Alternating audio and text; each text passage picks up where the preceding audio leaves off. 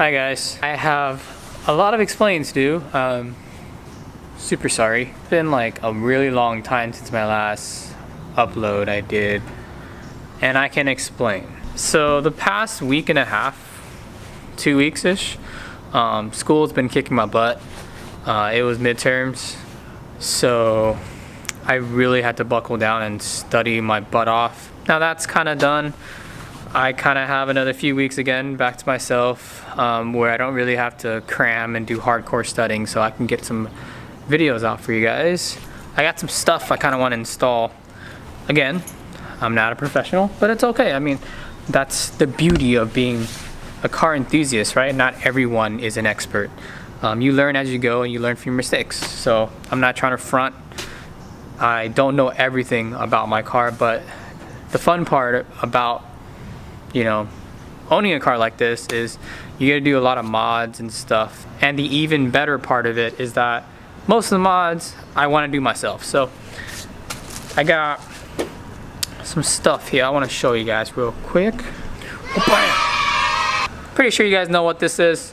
It's an inlet tube. I got this one. It's a Perrin inlet tube.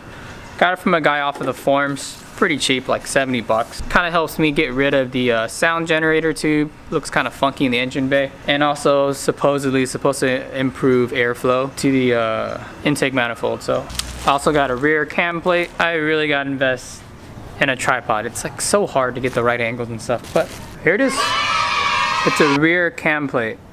So shout out to Velox Motorsports for holding that raffle giveaway thingy.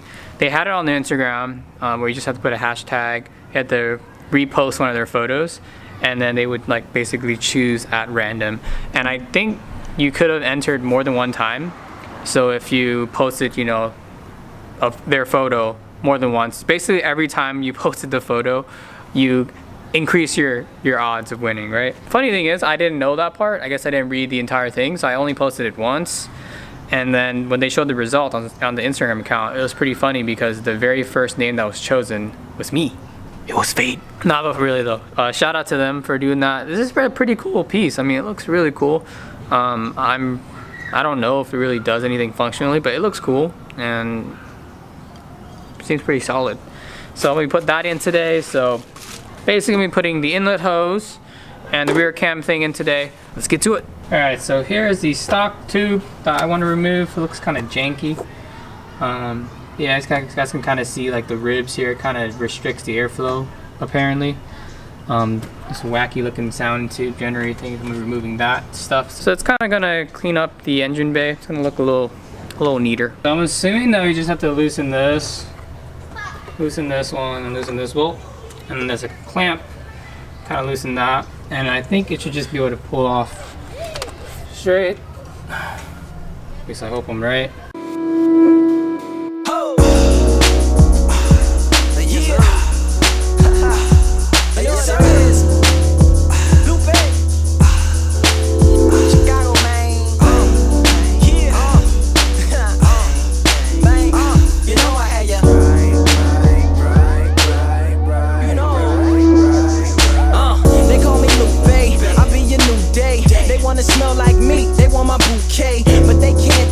Alright, so far so good, kind of, got this part out.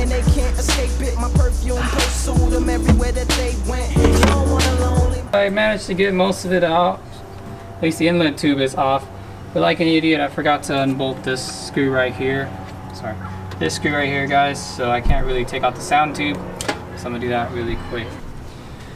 Well, I just realized there's more than just this screw for that clamp. There's also this bolt. Can I even show it? That bolt right there. And there's probably like some other stuff that I haven't caught to be able to remove this whole sound tube generator thingy. But we're making progress. We're getting there. Getting our hands dirty.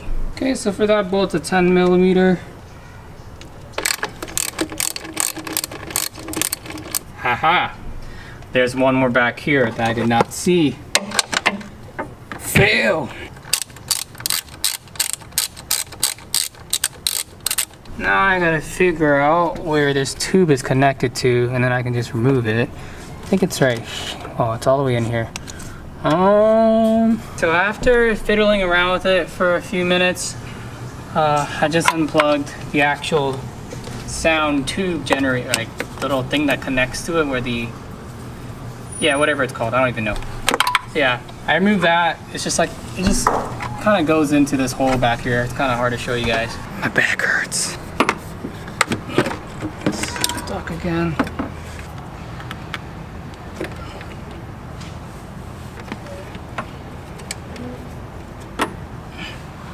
Alright, got everything on.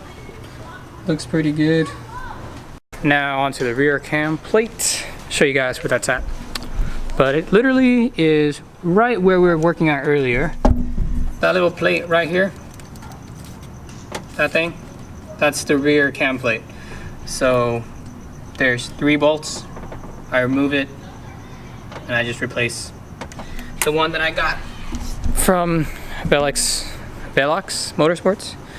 Yeah, that has to be torqued down and stuff like that. And for the longest time, I didn't have a torque wrench because, you know, just didn't have money. Finally, been saving. I got myself one. Yes! Now, when it comes to actually torquing things down to spec, I actually have a torque wrench now, so I feel a little bit better about, you know, not stripping the bolts or the bolts not being tightened down correctly. So let's get to it, guys. So referring to the manual Velox Motorsports provided me with, well, it didn't come with the manual, but I looked it up. So they basically recommend I put some kind of rag or some kind of t-shirt right below the rear cam, because they say that there's going to be some oil that's going to come out, so pretty obvious. Really sexy, guys. It's really sexy. My neighbor. Yeah, she's cool. But yeah, so I just got to put some kind of rag under there to catch all the oil. You don't want that on the pipes or anything like that.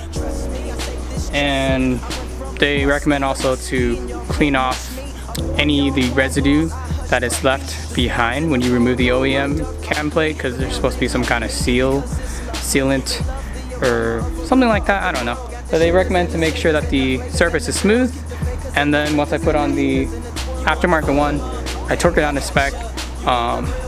Show you guys real quick. The little O-ring thingy is gonna seal because it comes with its own little rubber gasket thing, but I have to basically make sure that the surface around the little O or circle thing is smooth enough so that this will basically adhere properly. So let me go ahead and take off the stock one. It's getting late. Let's get this done. Alright, so I've loosened the bolts and it's like really dark. Now I just gotta take them out. I'm actually kind of scared because never have done anything like this, but this is the first time for everything, so this would probably be a lot easier if I was able to lift my car up like all the other YouTubers and their new lifts. But sadly, we are a small channel, guys. We'll get there one day. Gotta make do with what we got. It's kind of stuck on there, so. One eternity later. So you guys don't even know how long I just spent on getting this stupid rear cam cover off this thing. Because I wasn't able to jack my car up and work basically under my car, I had no leverage. Like, yeah, there was enough room to stick my hand in like you guys saw earlier, but it was almost impossible to get this off. But I was able to kind of stick a small wrench, and I found a spot and I was able to crack it open. I finally got it off. So that took so long though, but we did it. So time to install the new one. Alright guys, so there it is, all removed. So I'm gonna put in the new one. This will basically prevent like any future leaks, because if you own an FRS or a BRZ, this is kind of like the common spot that oil usually leaks from. So a lot of people don't realize that, so when they finally replace that, that's kind of where they stop the oil from leaking. So there it is, all nice and snug. Yep, all nice, snug. I tightened everything down. Unfortunately, I wasn't able to torque it down because for some reason I did not have a 12mm socket in my little Craftsman tool chest thingy. So probably gonna have to hit up Virgil one of these days, go over there, and then I can actually torque it down to spec. But for now, hopefully I tightened it as much as I could. Got as close as I could to 15 pounds or whatever. So hopefully that's okay. But yeah, they recommend I just start the car, let it idle, and to check for any leaks or anything like that. So I'm gonna do that really quick. I also forgot to mention earlier when I was installing this, look at how close the tube is to the belt. It's like pretty close. Kind of scared, but then a lot of people on the forum said it's okay, it's not gonna move, it's not gonna hit it, but still kind of scared.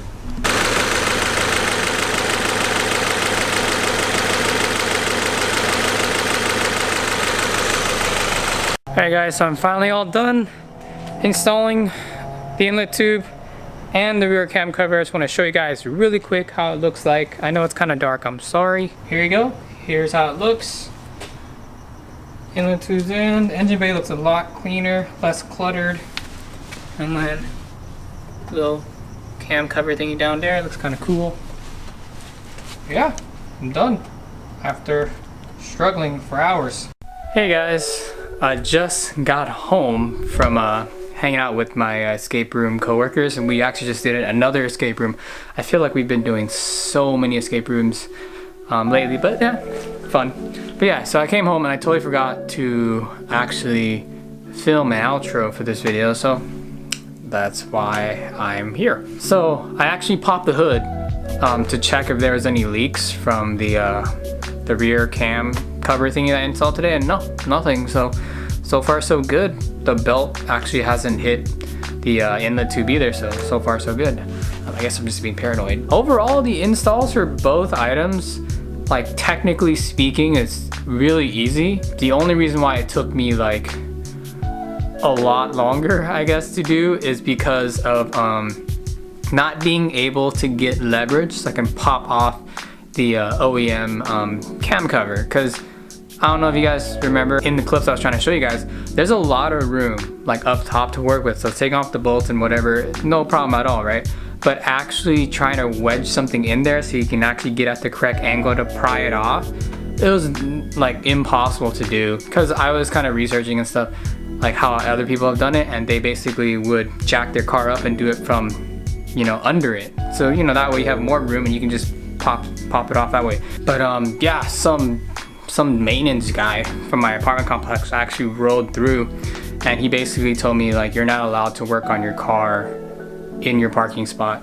So I kind of knew this. I mean, it makes sense. A lot of apartment complexes have this policy where you can't do any, you know, car type of work on their property. So I guess this is probably the last time I'll be installing or doing any car related stuff in that spot. But yeah, hope you guys enjoyed that little installation day kind of thing. I bought those like a while back. I just didn't have time because of midterm and stuff. So thank you guys for bearing with me there. But if you guys enjoyed it, make sure to give this video a like, please. Don't forget to subscribe, because I am planning to buy something else for my car, which I'm super excited about, and that video should be out relatively soon, like probably like next week if I do have time to install it. I'm actually going this weekend to pick up the part for my car, but you guys have to wait and see. But yeah, till next time guys, peace.